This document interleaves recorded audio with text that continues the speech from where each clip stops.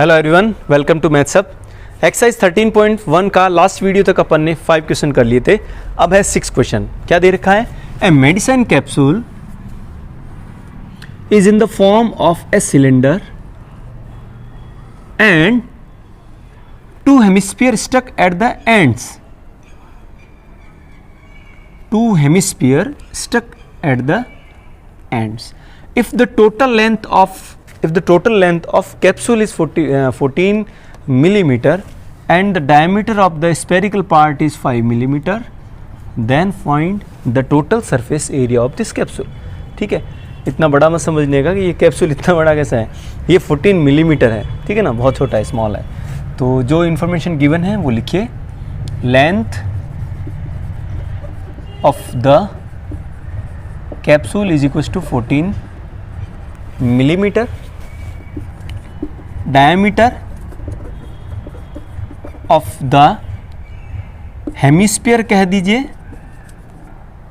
या सिलेंडर कह दीजिए, है ना, दोनों में एक ही बात है, 5 मिलीमीटर। तो इसकी रेडियस कितनी आ गई?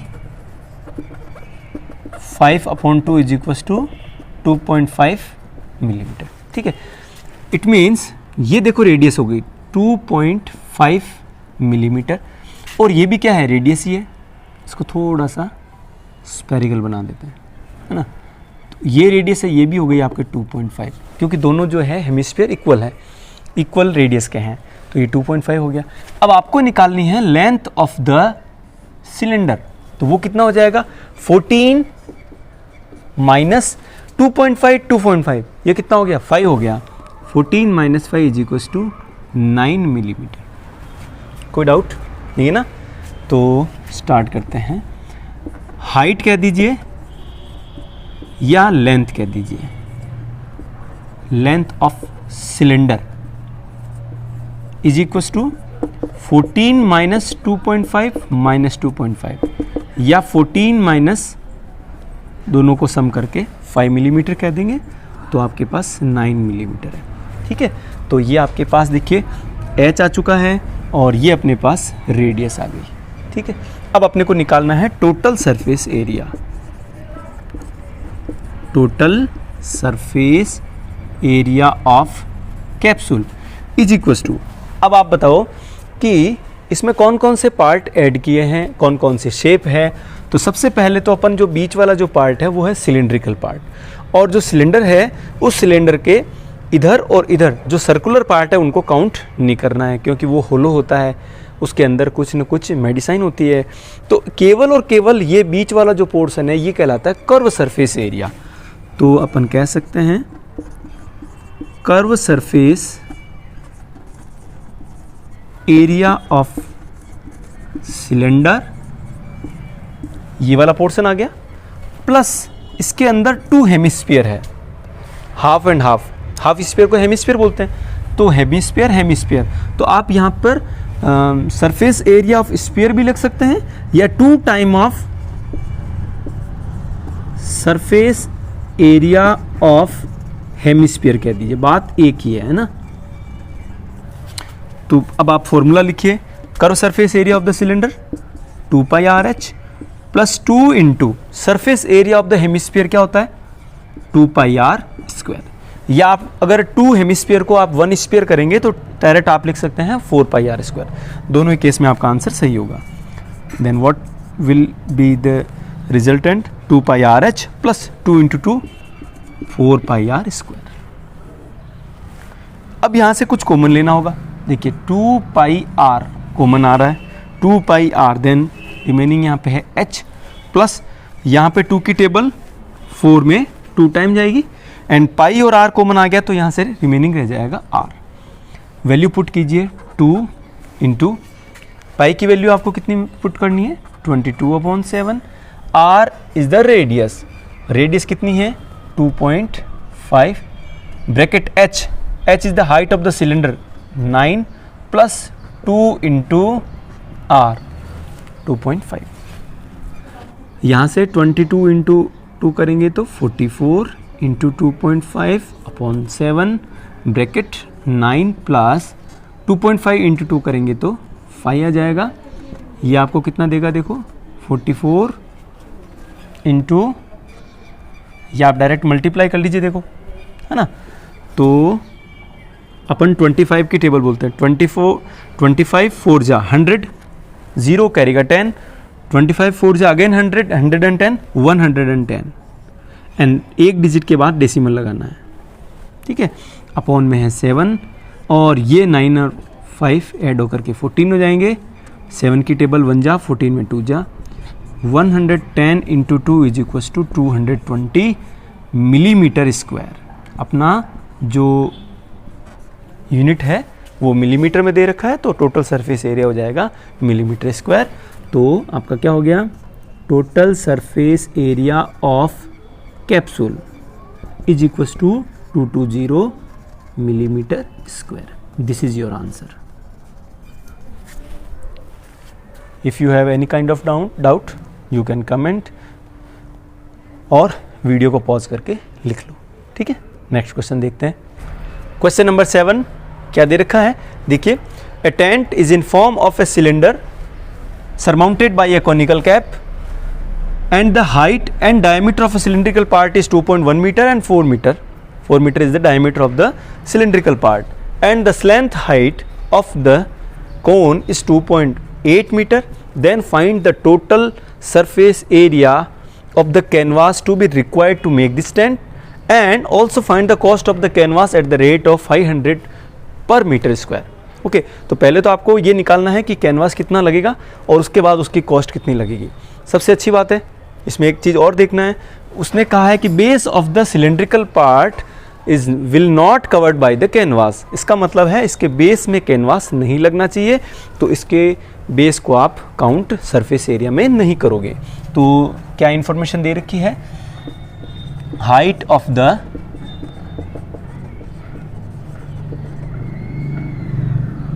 cylinder is equals to 2.1 meter. Diameter of the cylinder and cone दोनों का सेम डायमीटर है 4 मीटर, क्योंकि वो सरमाउंटेड है तो डायमीटर आपके इसका सिलेंडर का और कोन का दोनों का सेम होगा। तो आप इसकी रेडियस बता दीजिए, radius is equal to 4/2 is equal to 2 metre. कोई डाउट नहीं। उसके बाद क्या दे रखी है, स्लेंथ हाइट वो आपके 2.8 मीटर गिवन है, ठीक है।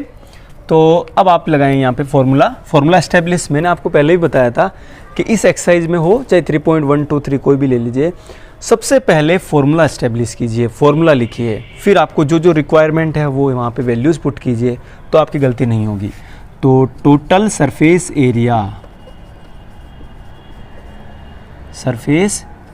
एरिया ऑफ टेंट, ठीक है। तो क्या हो जाएगा, सबसे पहले अपन उसके जो बेस है वो क्या दे रखा है, सिलेंड्रिकल पार्ट है, तो सिलेंडर का जो ये वाला एरिया है वो कहलाता है कर्व सरफेस एरिया, शॉर्ट में लिख रहा हूँ CSA ऑफ सिलेंडर,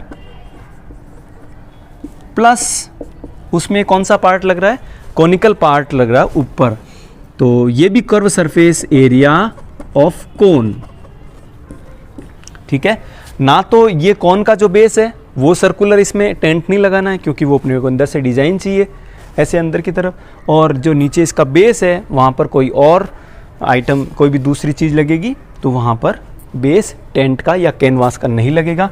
तो केवल और केवल CSA किसका निकालना है, सिलेंडर का, प्लस CSA किसका निकालना है, आपका इसके कॉन का। Curve surface area of cylinder 2πRH plus curve surface area of the cone πRL।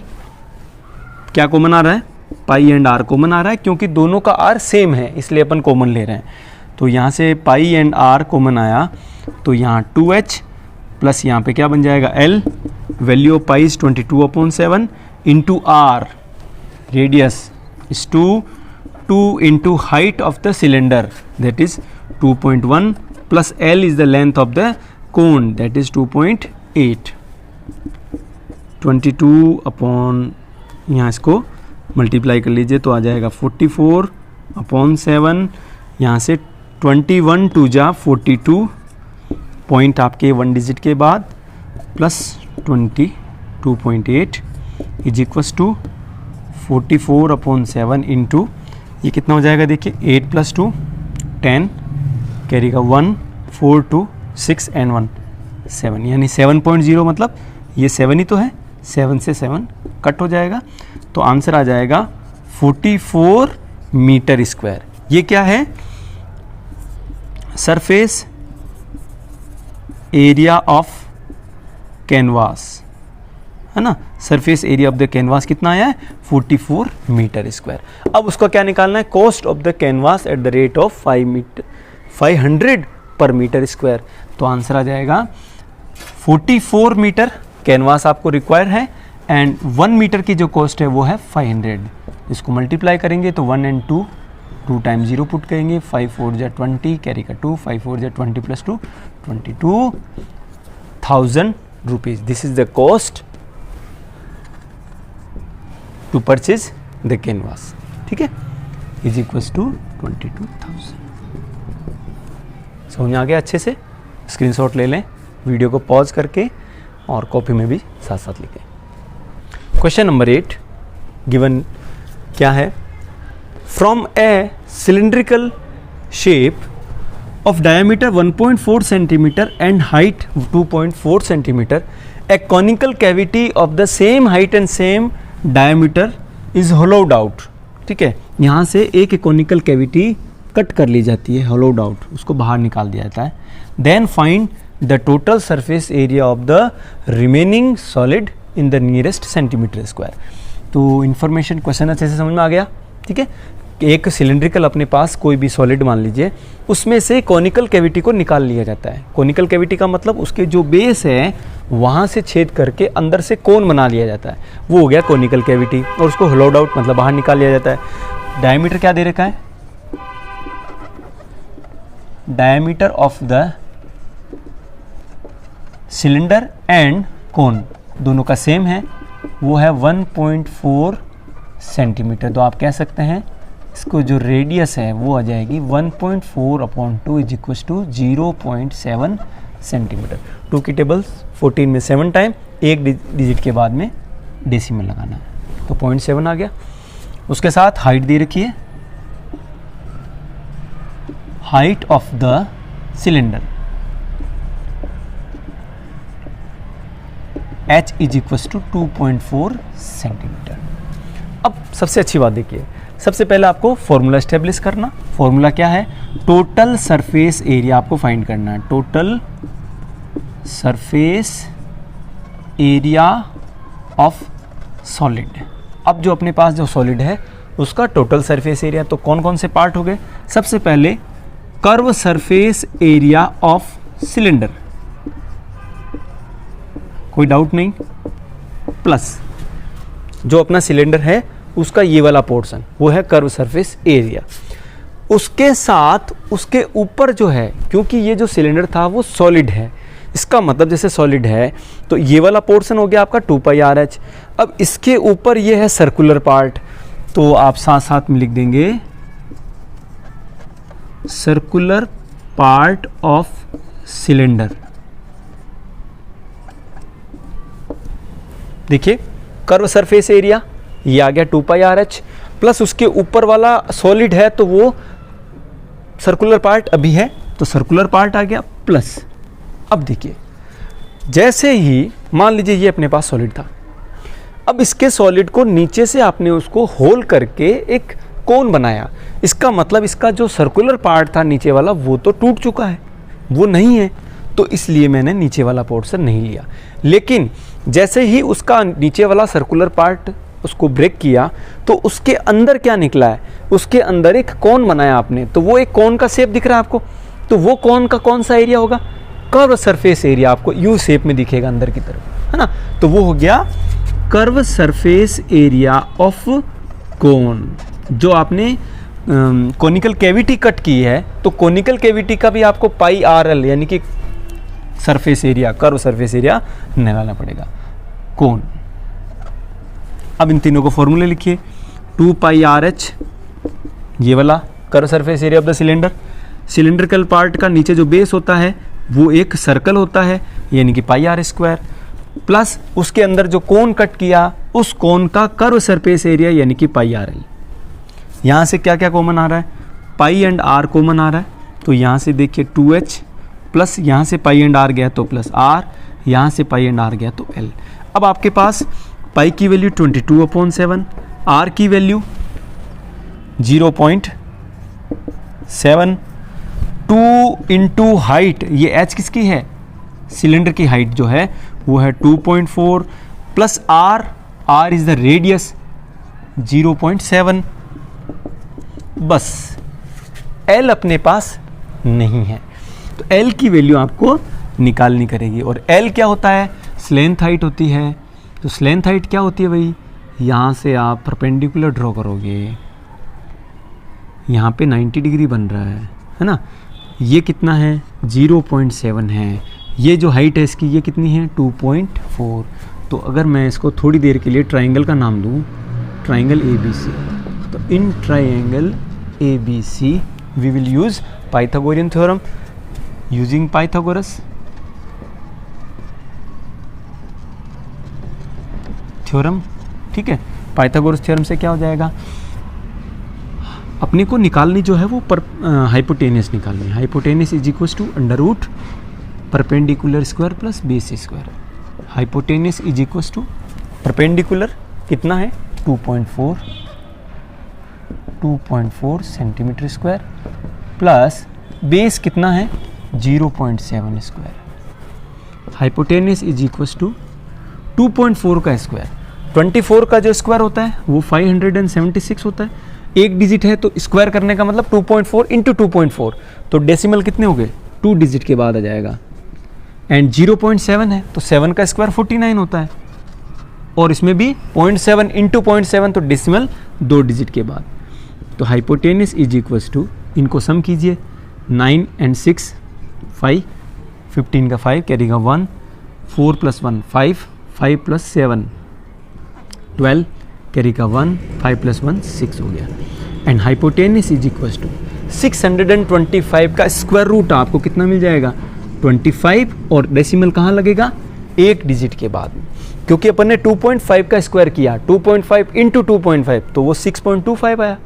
ठीक है, तो ये जो है ना ये आ गया हाइपोटेनियस। इसका मतलब ये हाइपोटेनियस नहीं है, वो क्या है स्लेंथ हाइट है।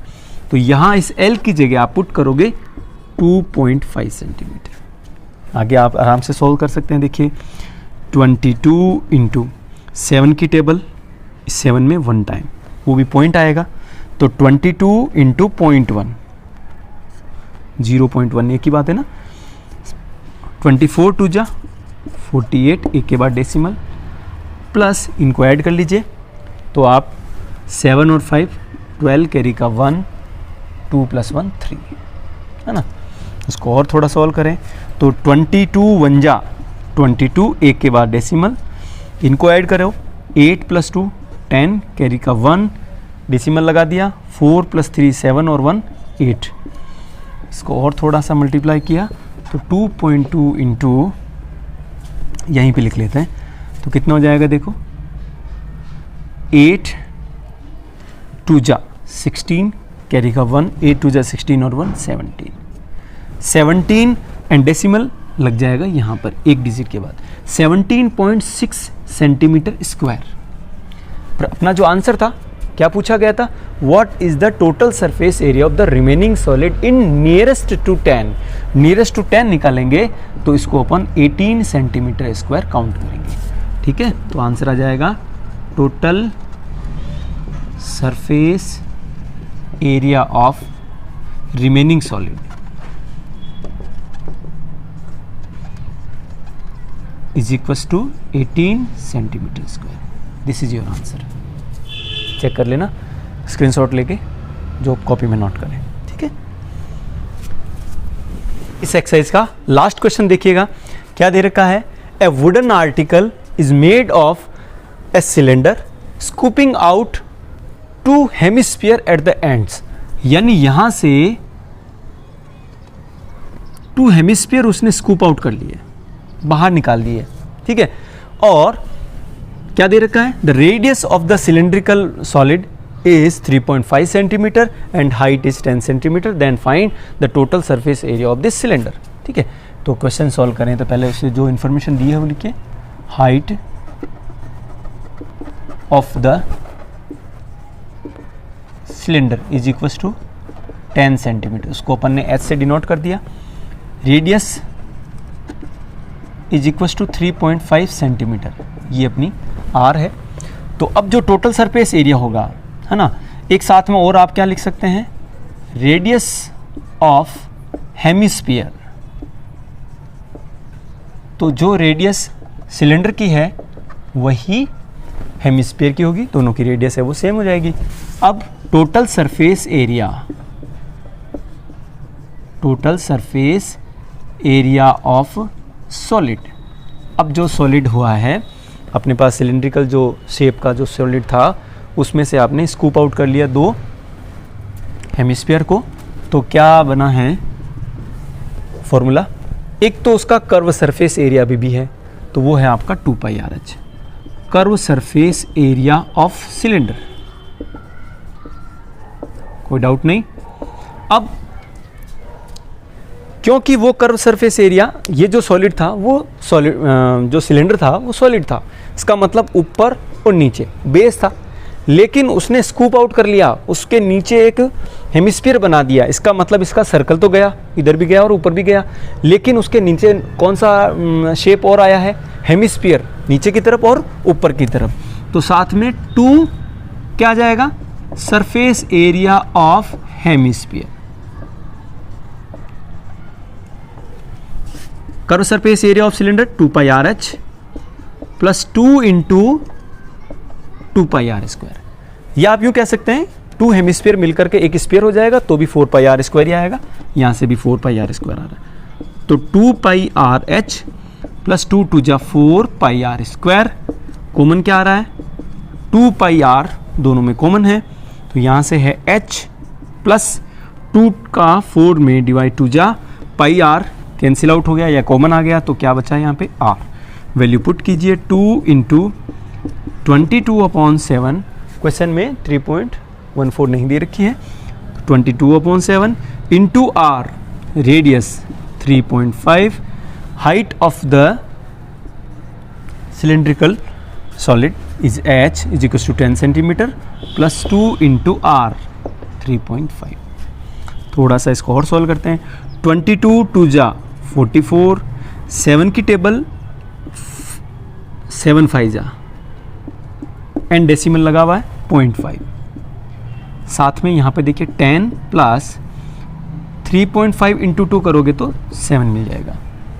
ठीक है, तो क्या है देखिए, 44 को 5 से मल्टीप्लाई करोगे तो मिल जाएगा 220, एक के बाद डेसिमल, ब्रैकेट 10 प्लस 7 17, तो 22 इंटू 17 इज इक्वल टू 17 2 जा 34, कैरी का 3, 17 2 जा 34 प्लस 3 37 सेंटीमीटर स्क्वायर, है ना. टोटल सरफेस एरिया तो सेंटीमीटर स्क्वायर में, तो आप साथ में लिख सकते हैं total surface area of the remaining solid is equal to 374 centimetre square. ठीक है, वीडियो अच्छा लगा तो लाइक कीजिएगा, शेयर कीजिएगा, चैनल पर पहली बार विजिट किया तो सब्सक्राइब कीजिएगा. Thank you so much.